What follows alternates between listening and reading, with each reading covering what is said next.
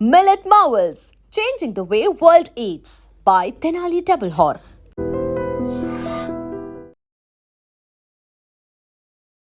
నమస్తే, నా పేరు doctor N Subrahmanyam, Ayurveda specialist, Amrutham ayurvedic hospital, Hyderabad.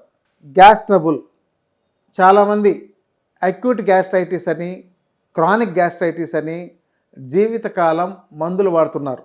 ఇక్కడ అక్యూట్ గ్యాస్ట్రైటిస్ అంటే ఉన్నటువంటి మనకు పొట్టలో ఏదో ఇబ్బంది, త్రేపులు రావడం, కడుపు ఉబ్బరం, జీర్ణం కాలేకపోవడం, వాంతులు అవ్వడం, చెస్ట్లో పెయిన్ వచ్చేస్తుండడం, అసలు ఆకలిని లక్షణాలు లేకపోవడం, ఇలాంటి వాటితో బాధపడుతూ వెంటనే హాస్పిటల్కి వెళ్ళి అడ్మిట్ అయ్యి అక్కడేదో తాత్కాలికంగా చికిత్స తీసుకొని తర్వాత రెగ్యులర్గా మందులు వాడుకోవడం.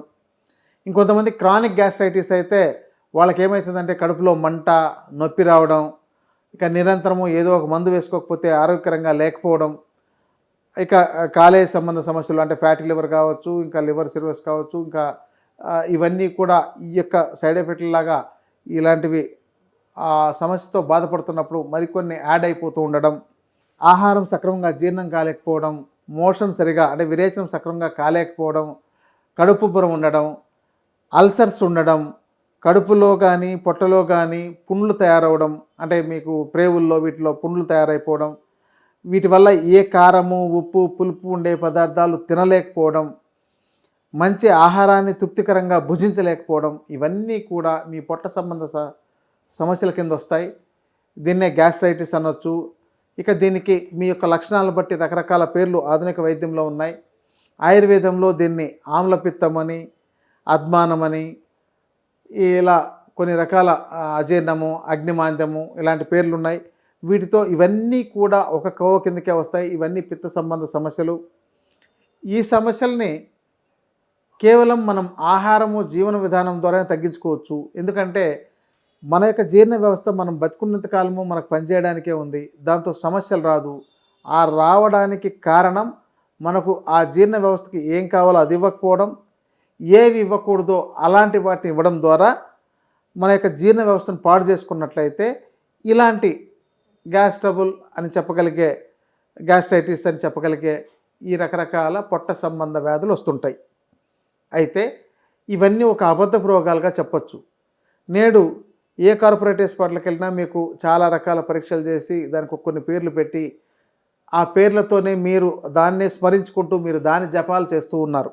ఎందుకంటే నాకు అల్సర్ ఉందండి, సుమారు 10 ఏళ్ళుగా బాధపడుతున్నాను, అతనే ముందు డిసైడ్ చేసి చెప్పేస్తున్నాడు వచ్చిన వ్యక్తి. నాకు గ్యాస్ ట్రబుల్ ఉందండి అని వాళ్ళు ఎవరో చెప్పారని, లేదా గ్యాస్ట్రైటిస్ ఉందని, లేదంటే ఈ యొక్క ఎరోజన్స్ ఉన్నాయని, ఇలాంటి పేర్లన్నింటినీ వీళ్ళే నేర్చుకొని వాళ్ళు వచ్చి చెప్పేస్తున్నారు. దీని మీద నెట్లో చదువుకుంటూ దాంతో ఇంకొన్ని కొత్త పేర్లు యాడ్ చేసుకుంటూ ఈరోజు ఒక సాధారణంగా ఏ చదువుకున్న వ్యక్తి అయినా సరే తనకు ఇది ఉంది అని ఆపాదించేసుకుంటున్నారు. సాధారణంగా అయితే ఈ సమస్య ఎవరికి ఉండదు, రాదు, ఎప్పుడు మీ ఆహార విధానం, జీవన విధానం సరిగా ఉన్నప్పుడు. మరి వాటిలో ఎక్కడ లోపం ఉంది, ఆ మూలాల్లో ఎక్కడ లోపం ఉంది మీరు వెతికి తెలుసుకోకుండా నేను రోజు ఒక ప్యాన్ వేసుకుంటానండి, లేకపోతే పొద్దున నేను లేవగానే ఒక గ్యాస్ ట్రబుల్ ట్యాబ్లెట్ వేసుకుంటానండి అని చెప్పేటట్టు మీరు చేయడం వల్ల, మీరు పోను ఈ మందులు వాడడం వల్ల వీటితో వచ్చే సైడ్ ఎఫెక్ట్లు కావచ్చు, లేకపోతే మీ యొక్క మందులే మిమ్మల్ని బతికిస్తున్నాయి. మందులు లేని రోజున మీ యొక్క ఆరోగ్యం అంతమైపోతుంది. అలాంటి పరిస్థితి మీలో ఉండకుండా మీరు ఉండాలంటే మీరు ముందు మీ ఆహార విధానాన్ని మార్చండి. ఆహార విధానంలో సహజసిద్ధమైన ప్రకృతిలో మనకు లభించే పదార్థాలని, చాలా రకాల పదార్థాలు, ఒక కూరగాయలు, ఆకులు, పళ్ళు ఇలాంటివి మీరు తీసుకోగలిగితే మనకు వందల వేల రకాలు ఉన్నాయి. కానీ ఎవరూ దాన్ని ఉపయోగించుకోవట్లేదు. చెప్పాలంటే మన రాష్ట్రాల్లో ప్రధానంగా తెలుగు రాష్ట్రాల్లో తెలుగు ప్రజలు ఎక్కడున్నా సరే వీళ్ళు కొన్ని లిమిటెడ్ పదార్థాల చుట్టూనే తిరుగుతున్నారు. మీరు ఒక ఒరిస్సా వెళ్ళండి, ఒక అస్సాం వెళ్ళండి, అక్కడ ఒక అస్సాంలో ఒక ట్రైబల్స్ వాడుతుండే ఆహార పదార్థాలు కూడా మనం వాడట్లేదు. ఎందుకంటే నేను ఒకసారి విజిట్ చేసినప్పుడు అక్కడ సుమారు ఒక 100 నుంచి 200లకు పైగా ఆకుకూరలు, డిఫరెంట్ కూరగాయలు అక్కడ అందుబాటులో ఉంటున్నాయి. వాటన్నిటిని వాళ్ళు వాడుతున్నారు. అక్కడ వాళ్ళు చెప్పిన ఒక దుంపలను తీసుకొచ్చి ఒకరోజు వండి తింటే ఆ రోజు చాలా ఎనర్జెటిక్గా, అసలు ఎప్పుడు ఒక 20 ఏళ్ల ముందు ఎనర్జెటిక్గా ఎలా ఉండేవాళ్ళమో అంత ఎనర్జెటిక్గా పరుగులు తీయాలనిపించే విధంగా ఉంటుంది. అంటే మనము ఆహార పదార్థాలు సక్రమంగా ఉపయోగించుకోకపోవడం వల్ల ఈ సమస్యలు తెచ్చుకుంటున్నాం.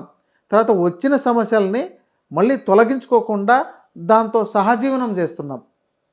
ఈ సమస్యల్ని సహజీవనం చేస్తూ బతకడం కంటే వాటిని తొలగించుకోవడానికి ప్రయత్నం చేయడం మంచిది. మరి వీటి మీద కొంతమందికి మాకు నమ్మకం లేదండి, మేము అప్పుడెప్పుడో ఆయుర్వేదం వాడాం, వాటిని వాడినప్పుడు మాకు వాంతులు అయినాయి, లేకపోతే వేడి చేసింది, లేకపోతే విరేచనాలు అయినాయి, లేదంటే ఎవరో పథ్యం పాటించాలన్నారో ఆ పథ్యం మేము పాటించలేకపోయాం, లేదంటే అప్పుడేదో చికెన్ తింటే మాకేదో అయింది అందుకని మందులు మానేసాం. అంటే చికెన్ తింటే ఏమవుతుందో గమనించట్లేదు కానీ మందుల మీద మాత్రం నెపాన్ని నెట్టేస్తున్నారు, లేకపోతే వైద్యుల మీద నెపాన్ని నెట్టేస్తున్నారు, లేకపోతే చికిత్సల మీద నెపాన్ని నెట్టేస్తున్నారు. కానీ వాళ్ళు చేసే లోపాలు, దోషాలు లేదా ఆహార పదార్థాల లోపాల మీద వాళ్ళ యొక్క అభిప్రాయాన్ని ఎప్పుడు చెప్పడం లేదు. అందుకని మీరు ఒక మంచి ఆహార పదార్థాలని, మంచి జీవన విధానాన్ని మీరు తెలుసుకొని ఉపయోగించుకోవడం, వీటిని లేకుండా చేసుకోవడం, మీకు అందుబాటులో ఉండే ఆయుర్వేద చికిత్సలు తీసుకోవడంతో మీరు ఆరోగ్యకరంగా జీవించవచ్చు. కాబట్టి గ్యాస్ట్రైటిస్ అనేది జీవితకాలం ఉండే సమస్య కాదు, ఇది ఒక తాత్కాలికమైన సమస్య. అయితే మీకున్న తీవ్రతను బట్టి కొన్ని రోజుల పాటు చికిత్స ఇవ్వాల్సి వస్తుంది. అది 1 నెలలో తగ్గొచ్చు, 2 నెలలు, 6 నెలలు కూడా. ఇప్పుడు అల్సర్స్ అయిందనుకోండి, లేదంటే అల్సరేటివ్ కొలైటిస్ అయిపోయిందనుకోండి, ఆ అల్సరేటివ్ కొలైటిస్లో చాలా కాలం పాటు మందులు ఇవ్వాల్సి వస్తుంది, చాలా కాలం పాటు చికిత్స చేయాల్సి వస్తుంది. అదే సాధారణంగా ఉండే అజీర్ణము, గ్యాస్ ట్రబుల్, కడుపుబ్బరము ఇలాంటివన్నీ కూడా 2-3 నెలల్లోనే తగ్గించేసుకోవచ్చు. తర్వాత మీ ఆహార విధానం సక్రమంగా ఉండేటట్టు చూసుకోవాలి. అది లేకపోతే మీ ఆహార విధానం బాగాలేకపోయినప్పుడు మీకు పోయిన రోగాలను కూడా మళ్ళీ పట్టుకొచ్చే విధంగా ఈ ఆహారాలే పనిచేస్తాయి. ఉదాహరణకు పైల్స్ వచ్చింది, రక్తం పడుతోంది, ఆ వ్యక్తికి మందులు ఇచ్చాము, రక్తం రావడం తగ్గింది, పైల్స్ ప్రాబ్లం తగ్గింది లేదా నొప్పి తగ్గింది, వెంటనే వెళ్ళి అతను ఏ చికెను, గుడ్డు ఇలాంటి ఒక 2 రోజులు తిన్నాడు అనుకోండి, మళ్ళీ మొదటికి వస్తుంది. అంటే పోయిన రోగాన్ని మళ్ళీ పట్టుకొని వస్తుంది. అంటే మన యొక్క ఆహారం బట్టే ఇక్కడ మన ఆరోగ్యం ఆధారపడి ఉంది. కాబట్టి ఒక గ్యాస్ ట్రబుల్ అనేది ఒక అబద్ధపు రోగం. మీ ఆహారము జీవన విధానంతో తగ్గించుకోవచ్చు. ఒకవేళ మీకు ఈ సమస్యలు తగ్గలేకుండా ఉన్నట్లయితే అలాంటి సందర్భంలో ఆయుర్వేదంలో మా దగ్గరకు వచ్చినట్లయితే మంచి ఔషధాలు, పరిష్కార మార్గాలు, మంచి జీవన విధానము మీకు అడ్వైజ్ చేయగలుగుతాం. వాటిని వాడుకోవడం ద్వారా ఈ రోగం లేకుండా రాకుండా కాపాడుకోవచ్చు. ఇంకోటంటే గ్యాస్ ట్రబుల్ అనేది తర్వాత మరికొన్ని రోగాలకు దారితీసే అవకాశాలు ఉంటాయి. మరి అలాంటి వాటిని మీరు తెచ్చుకోవాలా, లేదంటే ఈ రోగంతో సహజీవనం చేయాలా, లేదంటే ఈ రోగాన్ని శాశ్వతంగా లేకుండా చేసుకోవాలా అనేది మీకు మీరే నిర్ణయించుకోండి. మీకు దీనికి సంబంధించిన ఇతర సమాచారం ఏమైనా కావాలనుకున్నట్లయితే కింద కామెంట్ రూపంలో తెలియజేయండి. అలాగే మీకు ఫోన్ నంబర్ కూడా ఇక్కడ తెలియజేయబడుతుంది. ఆ ఫోన్ నంబర్లో మీకు ఏమైనా ఉన్నట్లయితే సంప్రదించవచ్చు. నమస్కారం. తవ్వుతూనే శివలింగం. సరే దాన్ని అట్లా కప్పేసేయండి, చూపించదండి. Krishna is there.